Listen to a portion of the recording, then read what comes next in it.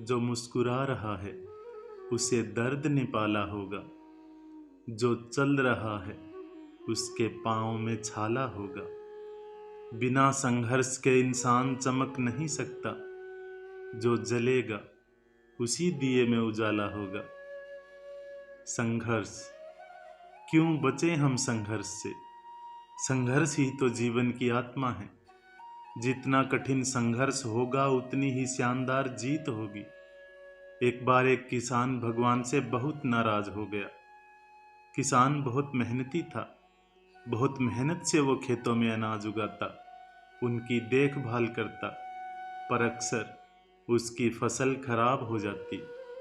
कभी सूखा पड़ जाता, कभी बाढ़ आ जाती, कभी ओले, कभी तेज धूप, कभी आंधी। कोई न कोई कारण बन ही जाता कि उसकी फसल खराब हो जाती।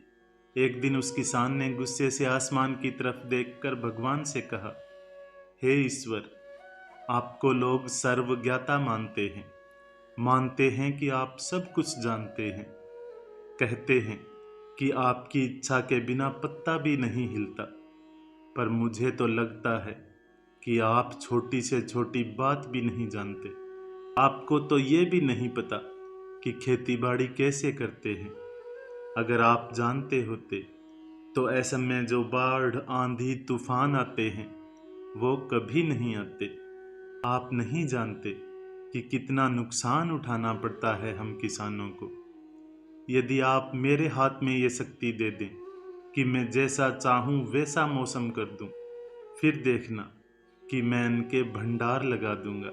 भगवान इस किसान के तीखे वाक्य सुनकर मुस्कुरा रहे थे और वो किसान के सामने प्रकट होकर बोले, मैं आज से तुम्हें ये शक्ति देता हूँ कि अपने खेतों पर तुम जैसा तुम्हारी इच्छा हो वैसा मौसम कर दोगे। मैं बिल्कुल भी दखल नहीं दूंगा। तुम्हारी इच्छा से ही सब कुछ होगा। किसान बहुत खुश हो गया। उसने गेहूं की फसल अपने खेतों में बोई। जब उसे लगा कि खेतों को धूप चाहिए तो खेतों को धूप मिली। जब पानी बरसना चाहिए तभी पानी बरसा। आंधी, तूफान, बाढ़ कुछ भी उसने अपने खेतों पर आने नहीं दिया। किसान के खेत में इस बरस ऐसी फसल हुई जैसी कभी नहीं हुई थी। ऊंची, हरी भरी, लहलाती फसल।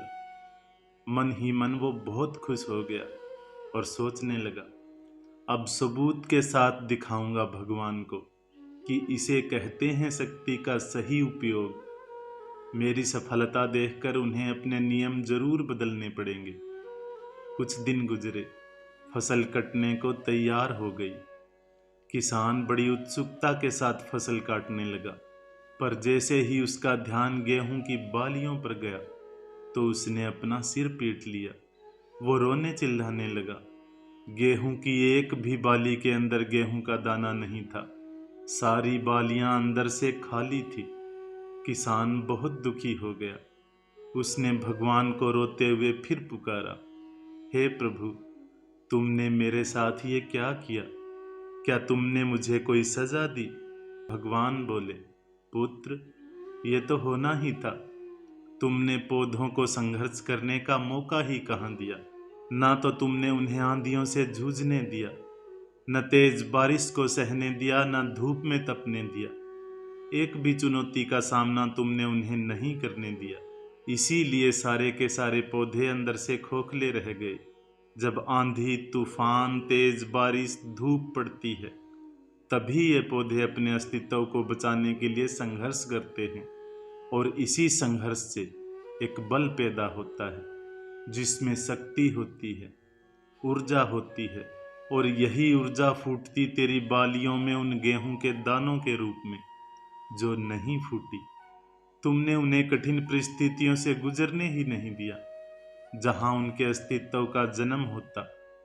सारी बालियां इसलिए खाली हैं, एक भी गेहूं का दाना इसलिए नहीं है क्योंकि तुमने अपने पौधों को संघर्ष कराया ही नहीं। याद रखिए, स्वर्ण में भी स्वर्णिम आभा तभी आती है जब वो आग में तपने, गलने और हथौड़े से पिटने जैसे संघर्षों से गुजरता है।